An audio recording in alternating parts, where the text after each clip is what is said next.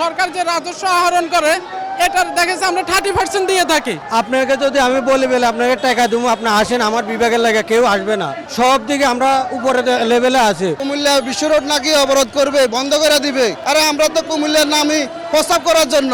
নোয়াখালী আসলে রাষ্ট্র ঘোষণা হবে না, এটা কখনোই সম্ভব না। আপনি নোয়াখালীকে তাহলে হাসির পাত্র বানাচ্ছেন। টল করার ক্ষেত্রে ওনারা বলতেছে যে নোয়াখালী একটা রাষ্ট্র ঘোষণা করা হবে, তখন আমরা গিয়ে বলি যে আমরা স্বয়ং সম্পূর্ণ আমরা পারবো, কিন্তু আসলে এটা কখনোই সম্ভব না। কুমিল্লাকে যদিও বিভাগ দেওয়া হয়, আমরা নোয়াখালী, ফেনী, লক্ষ্মীপুরবাসী কুমিল্লার সাথে কখনোই বিভাগে যাব না।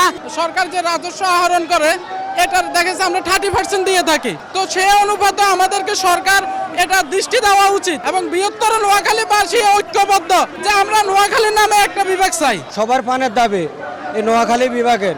আপনাকে যদি আমি বলি বলে আপনাকে টাকা দেবো, আপনি আসেন আমার বিভাগের লাগে, কেউ আসবে না। সবাই নোয়াখালীর লোক আসছে না নোয়াখালীর বিভাগের জন্য। আমাদের অর্থনীতির দিকে প্রবাসীদের ওইটার কারণে আমার সবাই দাবি আমাদের বিভাগ চাই। নোয়াখালী রাষ্ট্র যোগ্যতা রাখে, কারণ নোয়াখালী যে চরগুলো উঠছে স্বর্ণদ্বীপ, এখন সেনাবাহিনী ওখানে প্রশিক্ষণ চলতেছে, বিশাল বড় এরিয়া। তারপরে আমাদের নোয়াখালী হলো সারা বাংলাদেশের মধ্যে 1 নম্বরে আছে ধনী জেলা, এবং কি সারা বাংলাদেশে 20 জন ধনীর মধ্যে একদম নোয়াখালী নিয়ে আমরা বিভাগ চাই। তারপরে আমাদের নোয়াখালী অর্থনীতি ধরে রাখছে সারা বাংলাদেশের।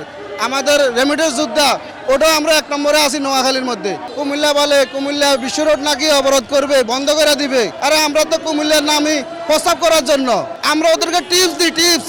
ওরা আমাদের টিপস নিয়ে চলে। ওরা হোটেলগুলো বন্ধ করে দেয়, দেখবেন ফকির হয়ে যাবে। না, ওরা বললো না আমরা ভাড়া করে আনছি। নোয়াখালীর লোক মারি খুব দিলে নোয়াখালীর লোক পাওয়া যায়।